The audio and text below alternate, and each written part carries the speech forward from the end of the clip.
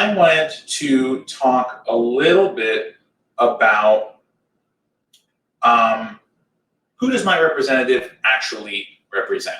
And this kind of seems like a silly question, but the truth is a lot of us don't really know. So what am I talking about? So first of all, when I say representative, I'm talking more or less at the federal level. However, oftentimes and most times we are represented by a large variety of civil representatives. I live in a city. I'm represented by a city council and a mayor's office. On top of that, I'm represented by county commissioners because I live in a county. On top of that, I live in a state. I'm represented by a state senator, a state representative, and a governor. And then on top of that, I'm represented at the national level by one representative and 2 senators, and of course the president of the United States. So there's a lot of people in that chain, and they all have very different jobs. So to narrow it down about who I'm talking about who does my federal representative actually represent. And the reason I'm talking about this is not because the answer is, it's me. The answer actually is not, it's me. For the most part, our representatives do not represent us. And I'm not just saying that, I'm not just pontificating that. If you look at an often cited study on the left by Drs. Gillens and Page at Princeton University that did a multi-year study to see how frequently politicians enacted policies that were in line with general thinking and popular will, it turned out that no matter what the people wanted, about 30% of the time, they got what they wanted. Except if you're rich. If you're rich or if you're a corporation, the types of things that you wanted you were getting them a much more frequent amount of the time. I think it was about 60%. It still wasn't perfect. Now, in theory, the way a chart or a graph or statistics like this should work, it should be if the people want something 0%, then it should get passed 0% of the time.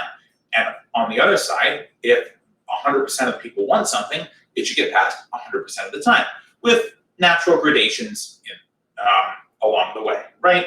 That seems natural. However, in the United States and in other countries where bribery is effectively or actually legal, the people with the most money can influence the politicians.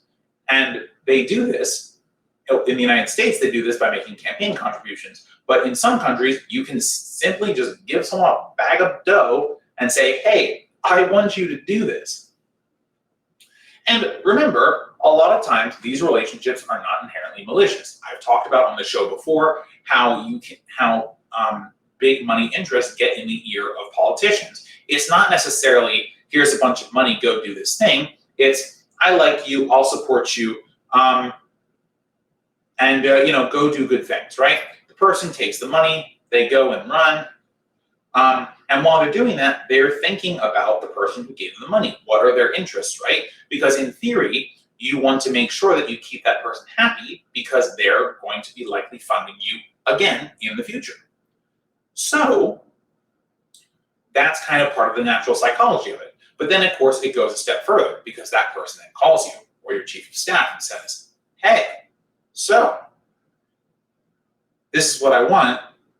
Would you mind looking into that for me, right? And they never say at any point, remember that money I gave you, do your job, you bitch boy, right? That's not usually what's happening.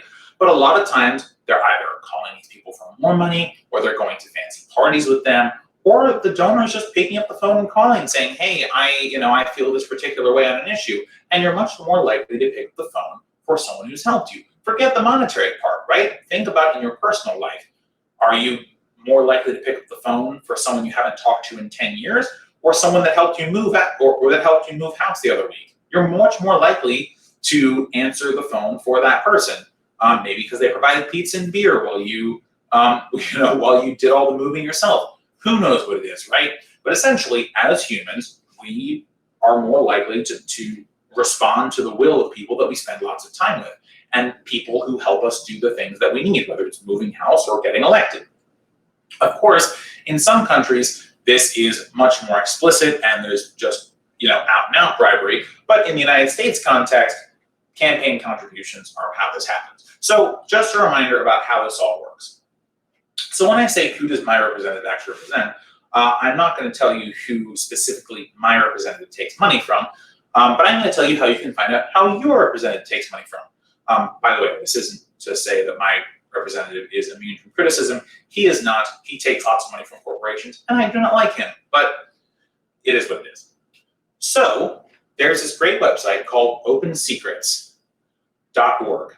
And opensecrets.org is an excellent tool because it allows you, the regular schmo, to look up your representative or to look up a particular corporation and just find out where the money is going. It allows you to follow the money.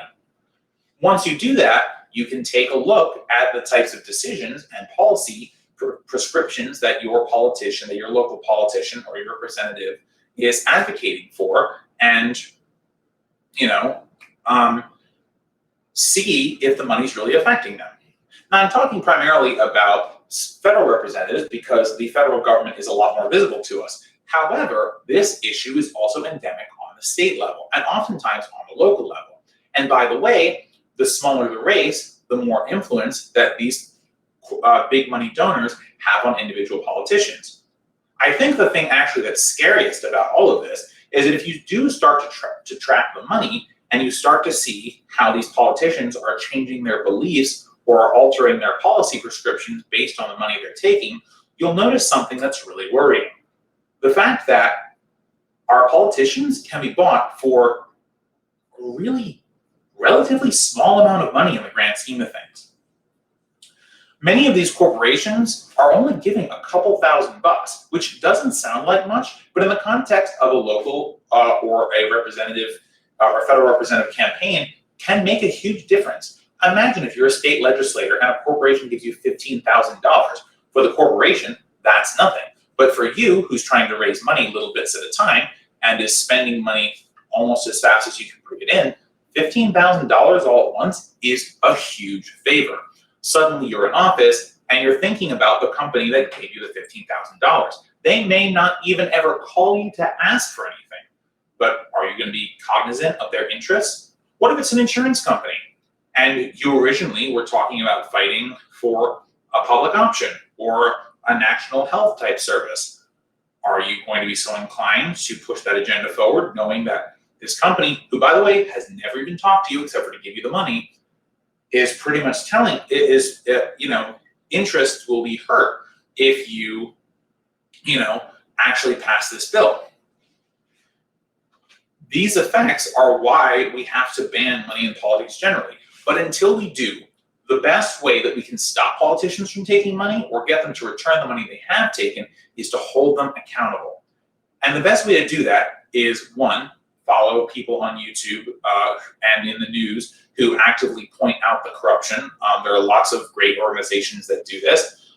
You simply need to look for them, but also to go to opensecrets.org yourself and other organizations that keep track of how politicians are voting. I think 538 has a vote tracker. They don't do everything right, but I believe their vote tracker is pretty reliable. And just do the math. And by the way, this information is all out there. Federal reporting requirements and many state reporting requirements require that politicians tell people who their donors are. So there's no real reason not to do this. And once you know, that knowledge is power. You can demand that your politician gives the money back. You can demand that your politician does not take that money any further if they've already taken it. You can organize other individuals around that cause. Say, if you have friends who are against Wall Street giving money to individuals or individual politicians, then you can organize them against that. There are lots of ways that this knowledge can be useful. But remember, politicians are responding to the people who are closest with them, the people who do things for them, and the people who they spend the most time around.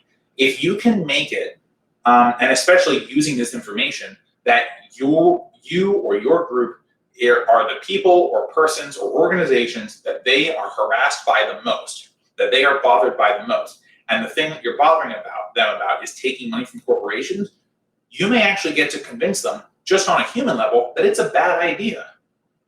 And as a result of that, although they may not get any better in their politics, because they might be looking for a job later, but you can stop them from that corporate influence. And once you stop them from the corporate influence, you can essentially figure out, okay, are they actually just bad people, or with bad positions, or are they just bought and sold, and once the money is no longer clouding their vision, will they do the right thing? You can't know that until the money is removed. So use open secrets, use 538.com, use 538 to track votes, and use the fact that people have to disclose this information to make it so that we're a more informed society. We have the power as individuals to hold our politicians a little bit accountable, at least with this stuff, because it's all out in the open. So I highly encourage you to go look up your politician, look up the companies where you shop and do business, and find out where the money's going. Because not only can you influence the politicians, you may be able to influence the companies. The companies will say nice things, but then they'll turn around and give money to politicians who do reprehensible things. If you can call out the corporation for giving money where it shouldn't be, you may be able to stop them from doing that. Because companies, like politicians, are risk averse. They don't want to take risks if they don't have to take risks. So one of the ways that you can make it look like what they're doing is risky is call them out on their bad behavior. If enough people call them out and they feel like they may have an issue if they don't change their behavior, guess what? They're going to change their behavior, because it's not about morality. It's not about politics. It's about doing what's best for the corporation. And if they think it's going to be easier for them to survive as a company by cutting off their donations to particular organizations and politicians, then by doing so, then they'll just switch on a dime, because they don't care. Corporations are not moral. They just, they just want to survive. So anyway, this segment's gone on for far too long, but go to opensecrets.org, look up your politician, look up the name of your favorite brands, even look at the company where you're working at, see where they're giving, see if there are ways for you to pressure them to change their behavior.